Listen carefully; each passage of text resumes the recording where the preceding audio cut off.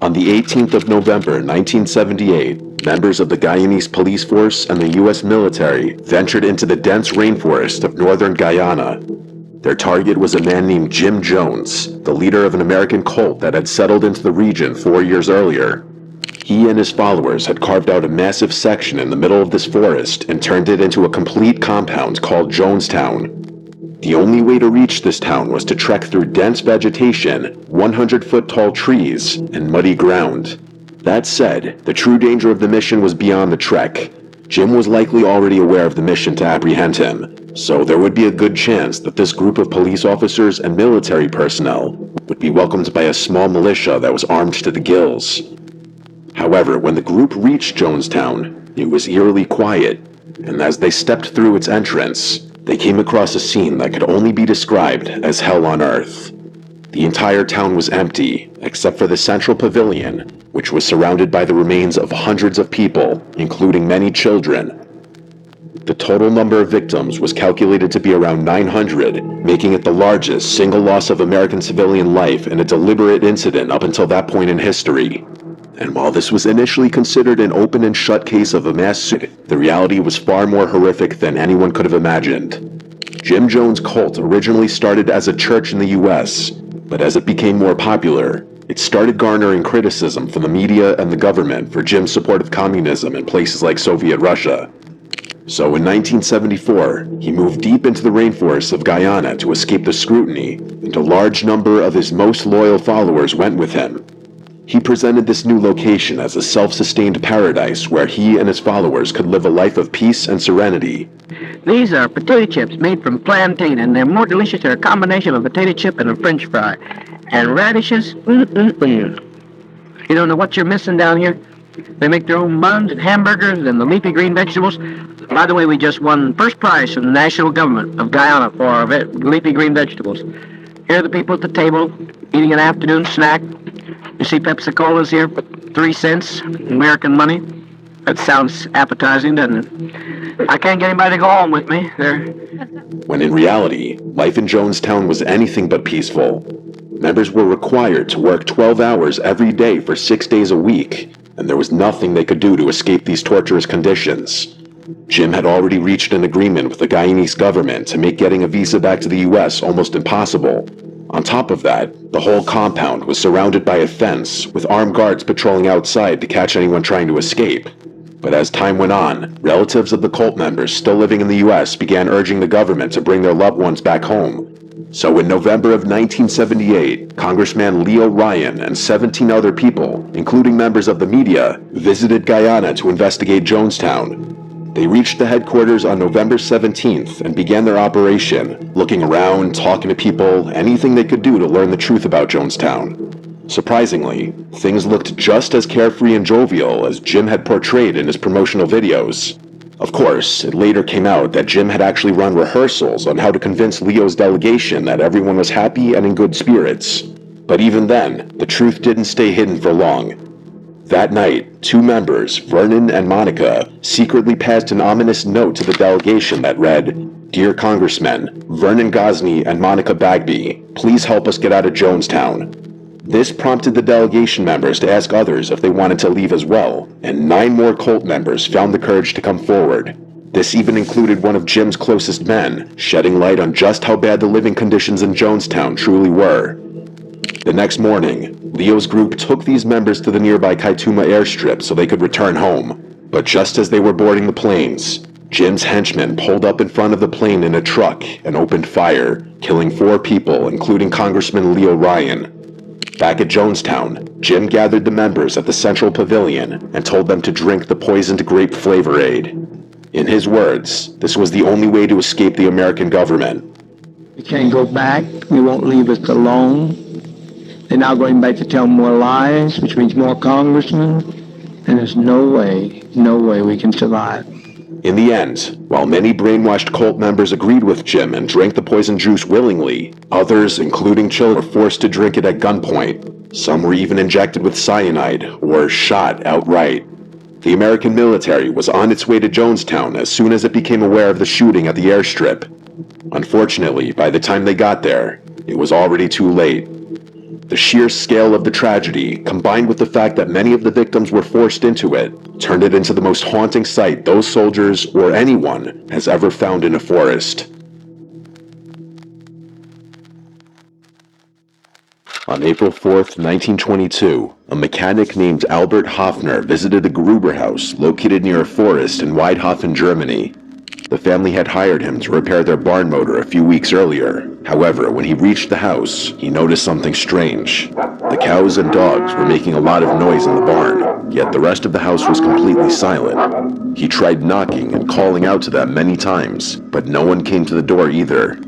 Assuming they weren't home, he waited in their yard for an hour before deciding to leave. But just as he was about to leave, he noticed that the door to the motorroom was unlocked.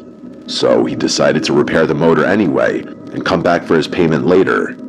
After finishing the repairs, Albert wanted to inform one of their neighbors about his work, but the home was completely isolated, with the closest neighbor over half a kilometer away.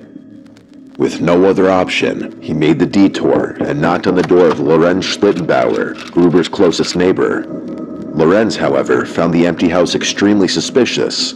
He knew the family well and figured they would have informed him if they were going somewhere. So later that evening, he joined two of his neighbors to go check things out for themselves. Sure enough, the house was just as empty as Albert had reported. As they were looking around the house, one of them noticed that the door to the machine area was also unlocked. The three entered through this door. After examining the machine room, they decided to check further by breaking open the barn door connected to it.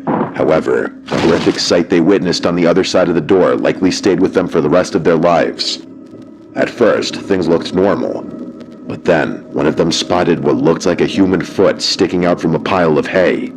This turned out to be the remains of 72-year-old Kazilia, the head lady of the house. As they got closer, they also noticed 3 more bodies scattered throughout the barn. These included the head of the house, 63-year-old Andreas Gruber, and his 2 daughters. Things became even more gruesome. They also discovered the remains of Andreas's 2-year-old grandson Josef in his stroller, with his skull crushed in, as well as the family maid Maria in a different room. Someone had murdered the entire Gruber family and left without getting caught. Later investigation concluded that the family was killed 4 days earlier on the 1st of April, but what made this already horrific crime even more chilling was that it was carried out over the course of several hours.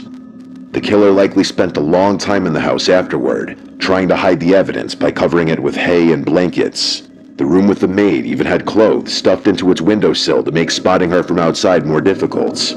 Most assumed this was the result of a robbery gone wrong. However, most valuables were still in the house, which complicated the case even further. Neighbors reported that the family had seen men staring at their home from the woods on multiple occasions. Their previous maid had quit months earlier, claiming the house was haunted, and someone had broken into the machine room a few days before the killings. None of these clues helped investigators find the killer, and since the home was so isolated, there were no witnesses. To this day, the Gruber family murders remain an unsolved mystery. In July 2015, Mark Andre was marking trees in the dense Arcata Community Forest in California. He worked as Arcata's Environmental Services Director and was doing a routine inspection when something strange caught his attention. Just off the hiking trail, Mark noticed an unusual structure poking through the vegetation. He got closer and was shocked to find a cabin in the middle of the forest. What made this discovery even more strange was the fact that this wasn't a hastily built shack. It was surprisingly well constructed, with a stable cinder block base, plastic sheets to keep things dry, and even a lock on the front door. Someone had clearly spent weeks, if not months, building it from scratch. Mark immediately notified the park rangers, who spent the next few days staking out near the cabin to see if the owner would return. They eventually broke the lock to see if they could find any clues about who lived there, but this only left them even more confused. Inside, they found everything someone would need to survive in the middle of nowhere. Fresh water, a wood-burning stove, canned food, and even books stacked neatly on the shelves. It looked more like a cramped studio apartment than a makeshift cabin, yet none of the items inside provided any clues about the owner's identity. Since no one had returned after several days, rangers assumed the cabin had been abandoned. They followed proper procedures and left an eviction notice on the front door before leaving the site. But when Mark and the Rangers returned to demolish it, they made an even more shocking discovery. The entire cabin had vanished without a trace. There wasn't even a single nail left behind. In its place was the international symbol of squatter drawn in charcoal. This raised more questions than it answered. How did the cabin's residents always manage to be away whenever the Rangers visited? And more importantly, why were they hiding in the middle of a forest in the first place? It's possible this person was a criminal on the run, but even after a decade, no one knows the real answer. In May 2016, a hiker was walking through a forest in Harlan, Kentucky. About halfway through his trip, he discovered a trail camera lying on the forest floor. Trail cameras are typically used to capture wildlife footage, but this particular camera didn't have any storage or battery. Assuming it was abandoned, the hiker took it home and gave it to a friend to see if it could be fixed. What neither of them knew was that this camera was actually a trap set by a madman. As soon as the friend connected a battery to it, the camera exploded. The blast was powerful enough to blow off some of the man's fingers and injure his stomach. The device had been rigged to explode the moment it received power. After being alerted to the incident, authorities swept the area where the camera was found and discovered another trail camera with similar modifications, but it didn't contain anything that could help identify who placed it there. While canvassing local neighborhoods, investigators finally caught a break. 2 different people reported hearing an explosion at a neighbor's house several months earlier. That neighbor was 39-year-old Mark Sawaf. When authorities searched his home, they found buckets filled with bomb-making materials and a handwritten note that read, "Broken camera for a broken soul." He was arrested on June 21st, 2016. But before he could be officially charged, the police wanted his help locating other explosive cameras he may have left behind.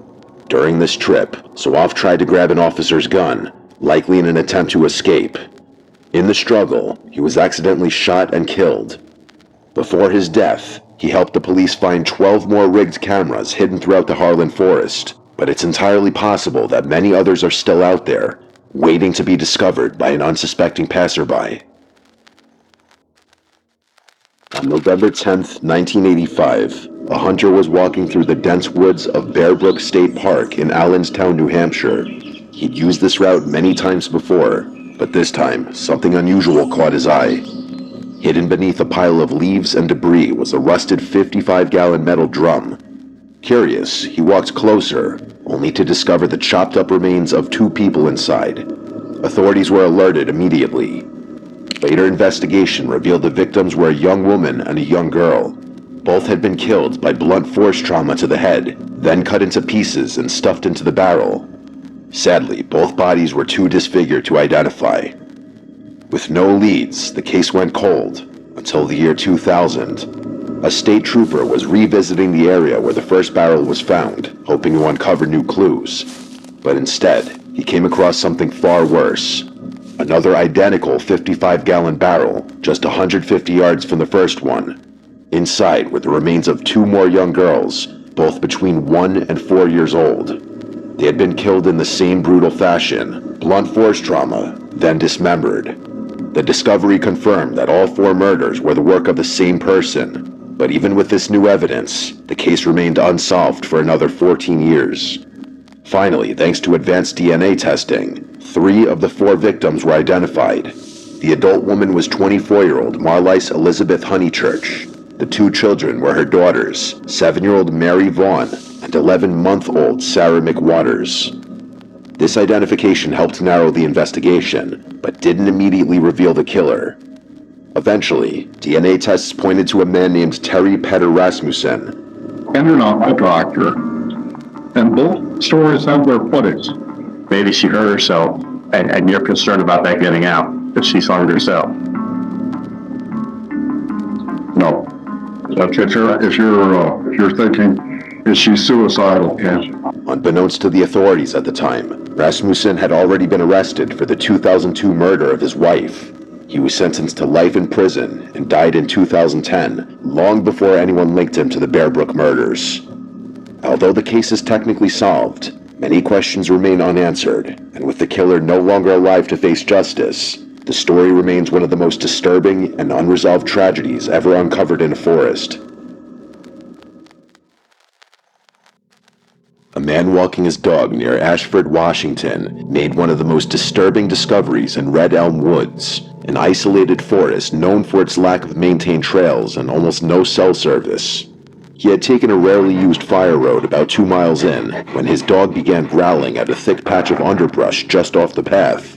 There was a strong, rotten smell in the air, bad enough that he initially assumed it was a dead animal. When he went to investigate, he found a shallow pit, roughly 5 feet across. Inside were 6 large bundles wrapped in black plastic sheeting and duct tape. Heavy river stones had been placed on top of each one as if to weigh them down. One of the bundles had a tear near a corner, and through it, he saw a human hand. He backed out immediately and contacted the local sheriff's office. A forensic team was sent in the next day. What they uncovered was grim. 6 wrapped packages, each containing partial human remains. In total, investigators identified parts from at least 4 different victims, all dismembered and sealed in layers of plastic and tape. The victims had been killed in different ways. One had severe head trauma, another had signs of strangulation, and one had been partially burned. The remains were in various stages of decomposition. According to the medical examiner, the bodies hadn't all been dumped at once. The site had been used over a span of several years, with new remains added slowly over time. One victim was linked to a missing persons report from 2003. Another had never been reported missing at all and still remains unidentified. The location was less than 30 feet from a trail, one that occasional hikers still used. Despite the remains being found in a methodical burial site, no suspects were ever arrested. No fingerprints, no DNA matches beyond the victims, and no witnesses. To this day, the identity of whoever created the pit is still unknown. In October of 1991, a man walking along a rural lane near Bolney, England, made a discovery that still haunts investigators. Hidden in the underground, wrapped tightly in a piece of carpet, was a human torso. The head and both hands were missing. The arms had been cut cleanly just below the elbows, likely to remove identifying tattoos. Forensic analysis determined the victim was a physically fit man between 30 and 45 years old, likely of southern German origin. There was no match to any missing persons report in the UK. The precision of the dismemberment suggested that the killer knew exactly what they were doing. Whoever they were, they had taken deliberate steps to erase this man's identity. Investigators launched Operation A23, a massive task force involving 60 officers and more than €150,000 in resources. They even searched a nearby abandoned rental house, which was once occupied by a man using a German alias. Inside was a strange clue, an adult magazine with numbers written inside, but no direct link to the murder was ever found. Over 3 decades later, the victim remains unidentified and the killer never caught. All that's left of the case is a name given by the media, the Bolney Torso.